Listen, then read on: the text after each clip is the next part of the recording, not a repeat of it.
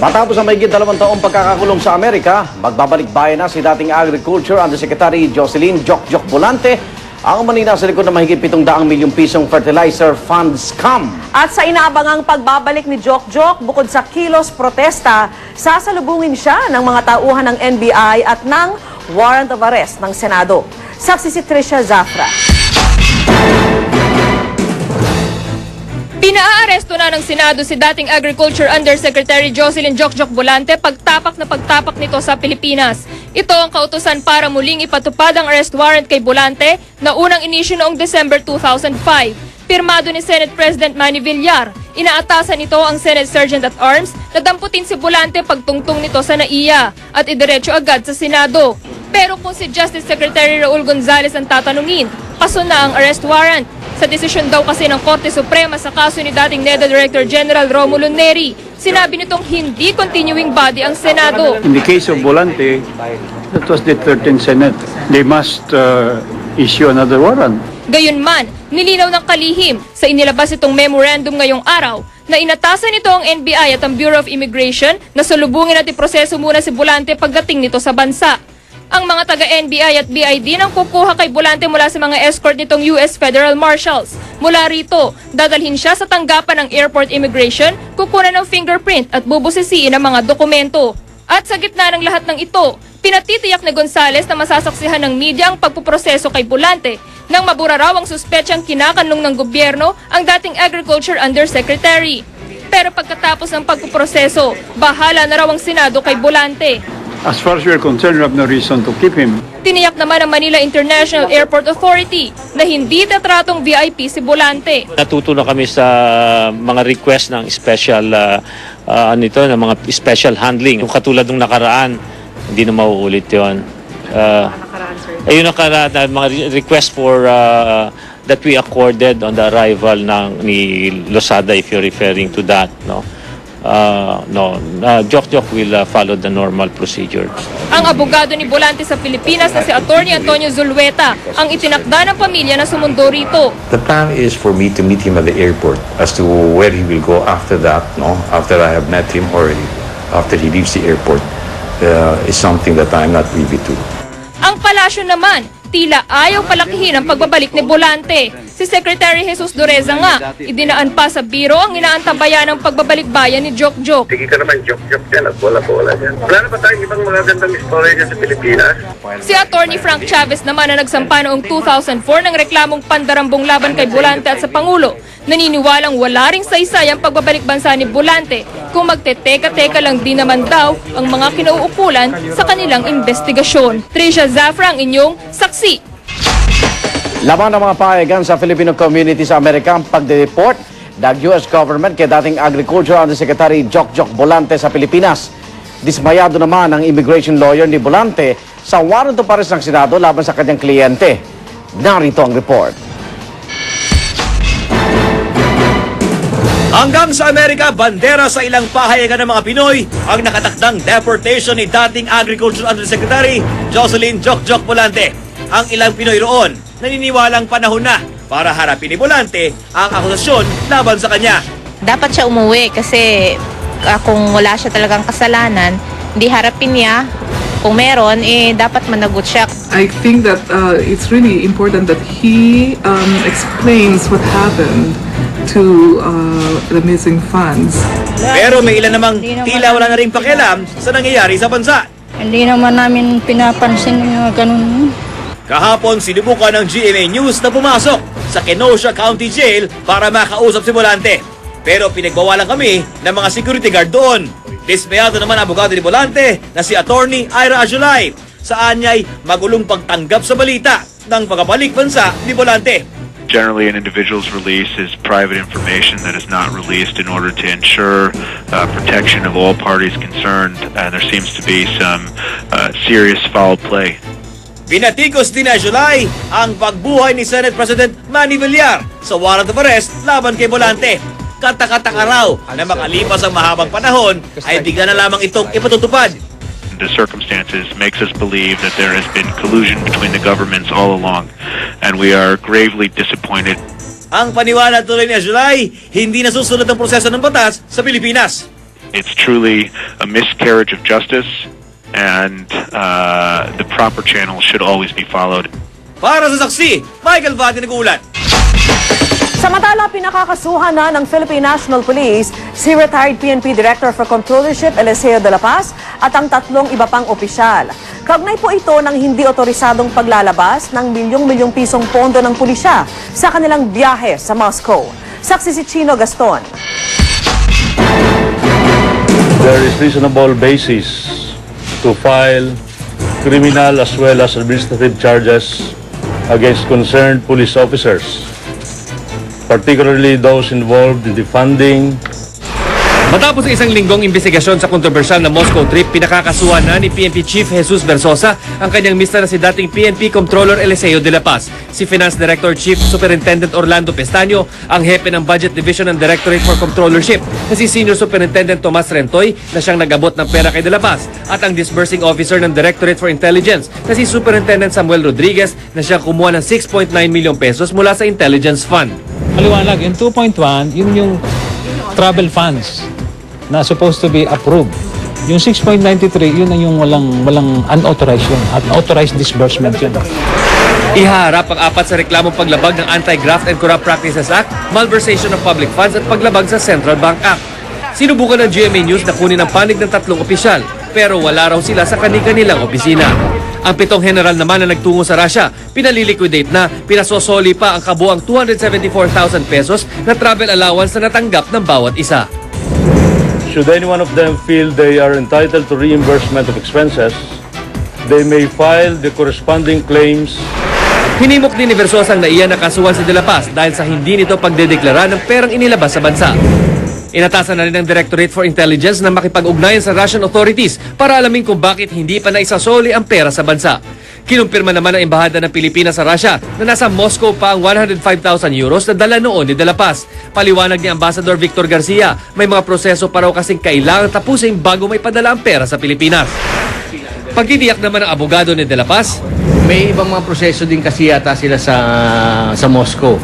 Kaya nga medyo may konting lag time yun. May tinatapos yata na report doon para bago may padala yun dito. Chino Gaston ang inyong saksi.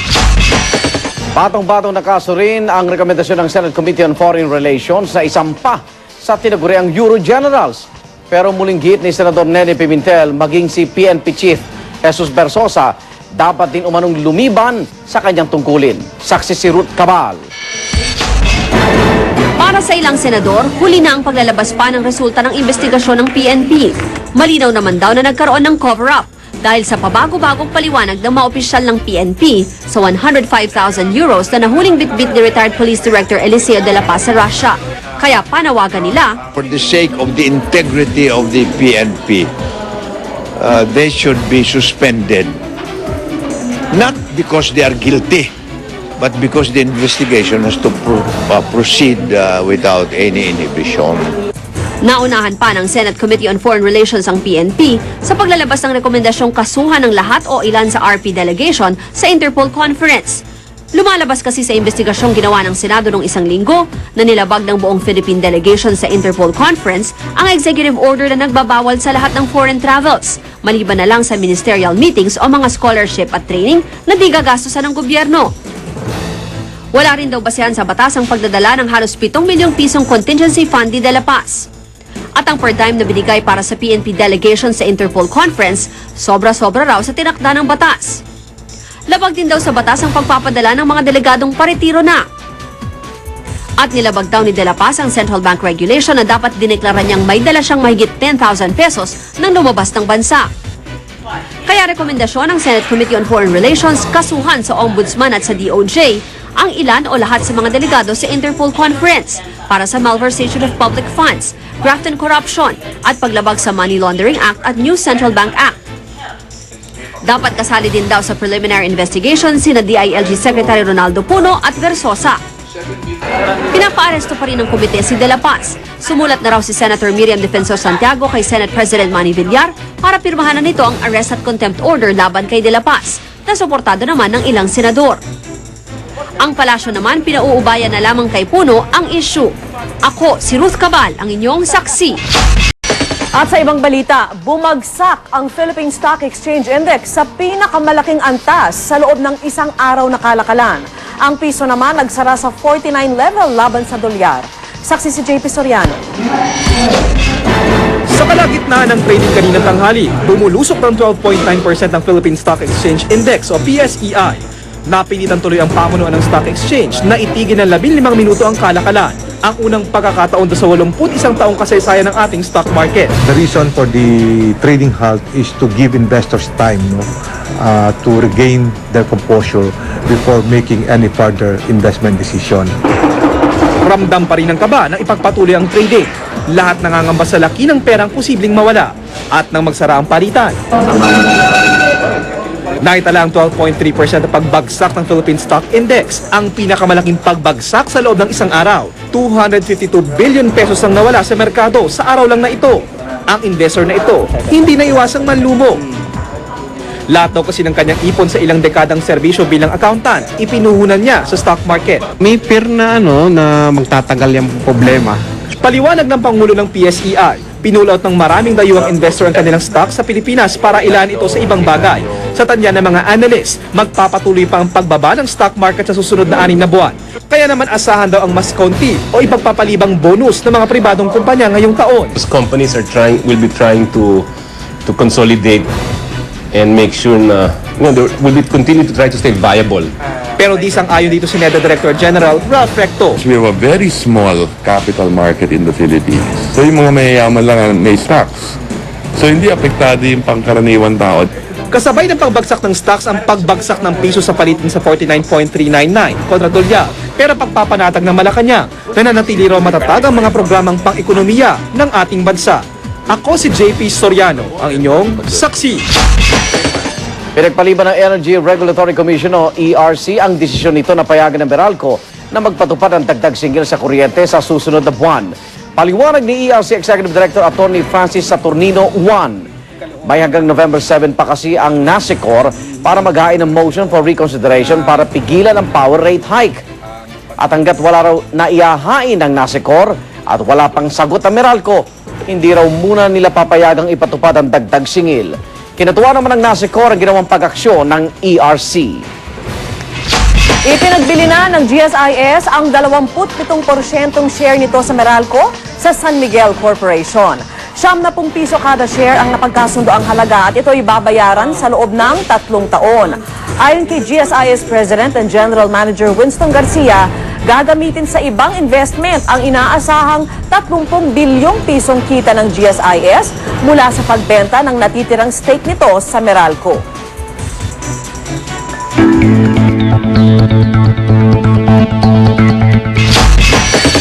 Limang araw bago mag-undas, todo na ang paghahanda sa airport para sa inaasahang pagdagsapo ng mga pasahero. Bukod sa karagdagan security guard at pinaigting na police visibility, paglalagay rin sila ng mga medical units. Nagsimula na rin maghigpit na seguridad sa mga bus terminal. May ilan na rin tayong kababayan na nagpunta sa mga sementeryo para linisin ang puntod ng kanilang mga yumaong mahal sa buhay.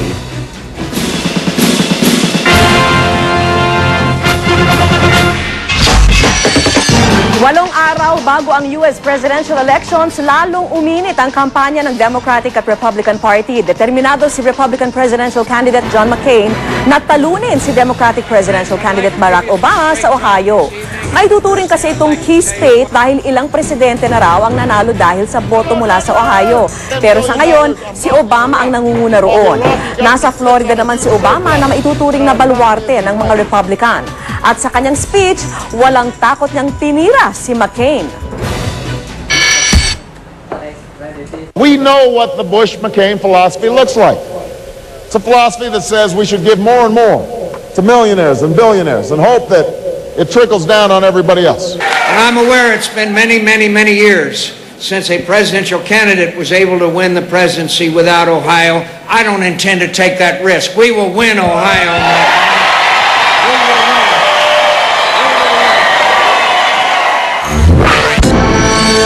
Pito patay matapos pumahulog ang isang mampaserong jeep sa bangin sa barangay Sungay West sa Tagaytay City kaninang hapon.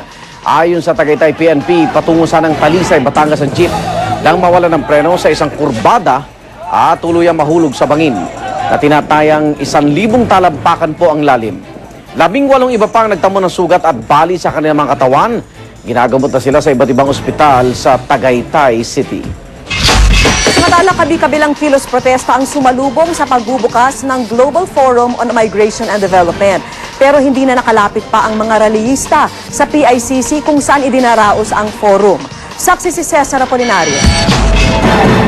Suot ang mga itim na t-shirt na simbolo ng pagkamatay umano ng karapatang pantao ng mga migrante, nagmarcha ang libu-libong kasapi ng mga union at labor organization mula Liwasang Bonifacio. Sa PICC kung saan ginaganap ang Global Forum on Migration and Development, sana ang punta nila. Pero sa Taft Avenue pa lang, hinarang na sila ng mga pulis. Sa Mindiola, nagpumilit magsagawa ng kilos protesta ang grupong Gabriela. Suot ang trahe de boda, sumiksik pa sila sa malilit na kahon bilang simbolo naman daw ng sapilitang pagpapakasal at pakikipagsapalaran ng mga Pilipinas sa ibang bansa.